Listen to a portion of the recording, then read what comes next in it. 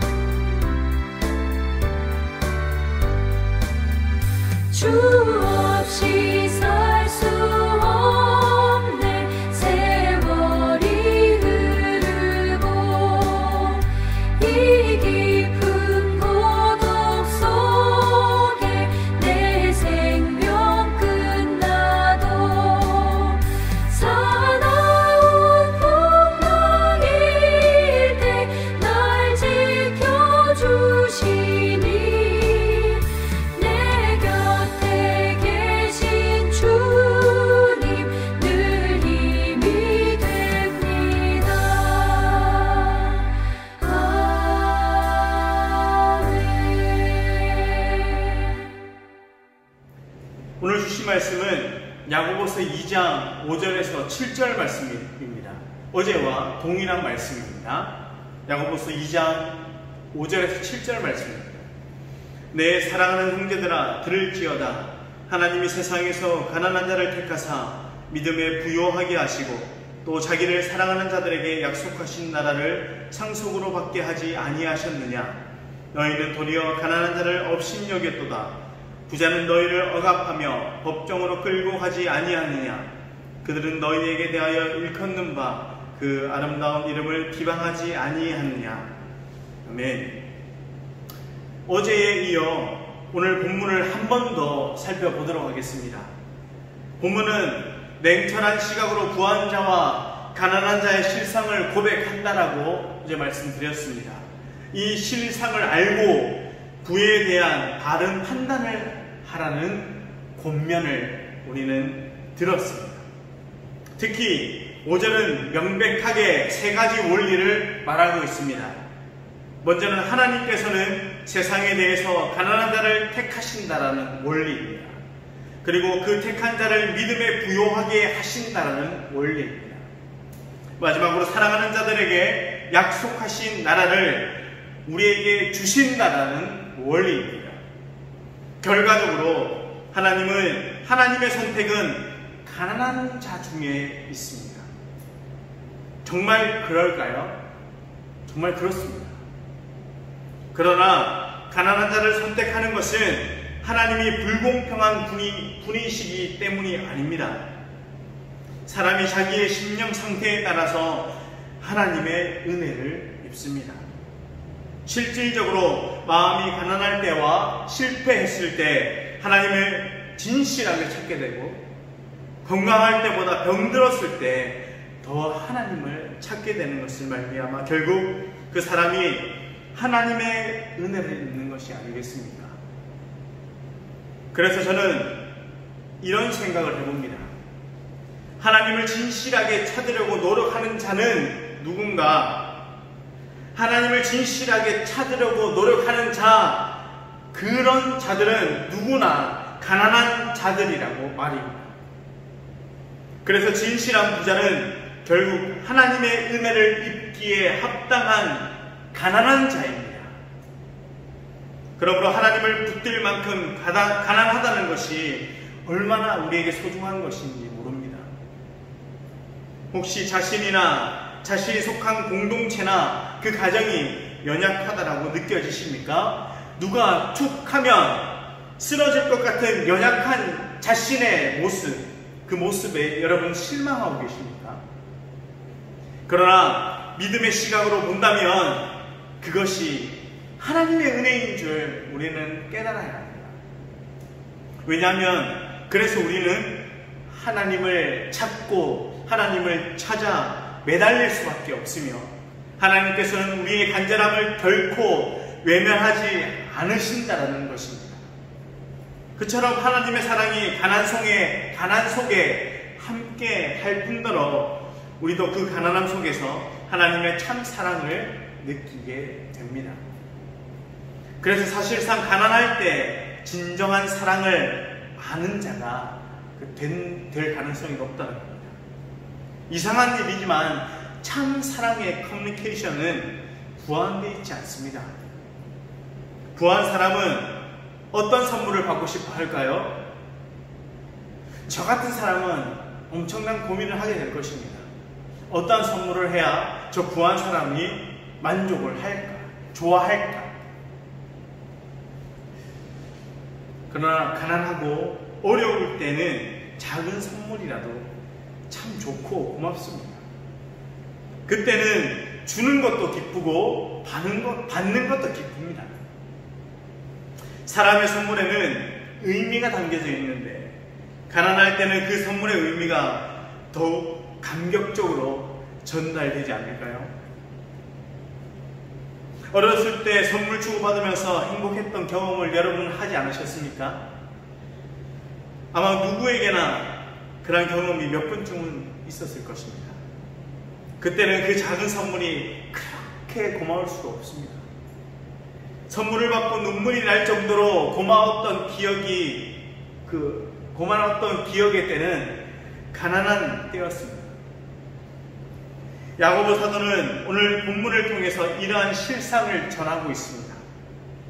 당시나 지금이나 부자만 좋아하고 가난한 자를 멸시하는 경향이 있습니다. 그렇게 되면 정말로 소중한 것을 잃게 된다고 야고보 사도는 말합니다. 오늘 본문 6절에서 뭐라고 말합니까? 그는 반문합니다. 가난한 자를 멸시하고 부자는 좋아해도 너희를 누가 괴롭혔느냐? 사실상 부자들이 사람을 압제하고 더 많이 괴롭힌다는 말입니다. 그리고 계속해서 7절에서 야고보 사도는 이렇게 말합니다. 성도의 이름은 정말 아름답고 소중한 이름인데 부자들은 부유하다는 사실로 그 이름을 훼손하려고 한다는 것입니다. 예나 지금이나 그러한 모습은 얼마나 안타까운 모습입니까? 교회에 나오며 모두 똑같은 성도입니다. 모두 똑같은 하나님의 자녀입니다. 그 성도라는 이름 자체가 무엇과도 바꿀 수 없는, 하나님의 자녀라는 이름 자체가 그 무엇과도 바꿀 수 없는 정말 아름다운 이름입니다. 그러므로 어느 누구도 그 아름다운 이름을 해방할 수는 없습니다. 예를 들어 주인과 노예가 같이 교회에 나오면 교회에서는 어떻게 됩니까? 서로 형제가 되는 것입니다. 그런데 노예 주제에, 나보다 밑에 있는 사람 주제에 라고 무시하는 주인들이 있으면 안 됩니다. 우리나라 초대교회에서도 이런 일이 있었습니다. 백정이 직업인 어떤 사람이 교회에 나와 열심히 봉사했습니다. 그리고 그 교회에서 나중에 장로 투표를 했는데, 그 백정이었던 사람이 장로가 되고 양반 출신의 사람이 떨어져 버린 것입니다. 그러면 어떡합니까? 장로로 선출된 분에게 당연히 양반 출신의 사람이 장로님이라고 부르는 것이 당연합니다.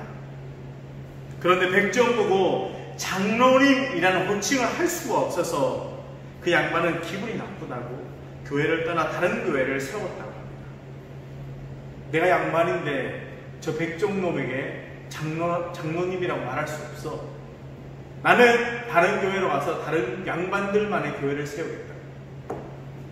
어떻게 되었을까요? 결국 그 백정이 있는 교회는 나날이 성장해서 지금도 존재하고 있답니다. 그러나 양반 교회는 몇 년 후에 흔적도 없이 사라져버렸다고 합니다. 여러분, 부와 가난을 묻거나 생각하면서 신앙생활을 하지 마십시오. 그런 것들은 중요한 것이 아닙니다. 부수적인 것입니다. 십자가의 은혜와 사랑, 성도의 명분, 이것이 정말 큰 것이라는 것입니다. 큰 것과 작은 것을 구별할 줄 아는 지혜로운 모습이 우리에게 꼭 필요합니다. 사랑하는 여러분, 우리 자신을 생각할 때나 다른 사람을 평가할 때 물질이라는 측면을 항상 떼어놓고 생각할 수 있기를 바랍니다. 세상적인 부나 가난을 지극히 작은 것으로 생각하는 세계관을 가질 때 하나님은 온전한 진리의 문을 우리에게 날마다 열어주실 것입니다. 기도하겠습니다. 하나님, 오늘도 진실하게 하나님을 찾는 자, 그들은 모두 가난한 자들입니다. 하루하루 어려운 상황 가운데서도 우리의 능력과 물질을 의지하는 것이 아니라 진실하게 하나님을 찾고 의지할 수 있는 사람이 가난한 자들입니다. 오늘 하루도 하나님께서 주시는 그 영적인 가난함을 우리에게 허락하여 주셔서 하나님을 갈급하고 하나님을 찾으며 하나님께 영광 돌리며 살아갈 수 있는 우리 사랑하는 곤지암 교회 모든 성도님들 되도록 인도하여 주시옵소서. 오늘 하루도 주님께 우리의 삶을 올려드리며 예수님의 이름으로 기도합나이다. 아멘.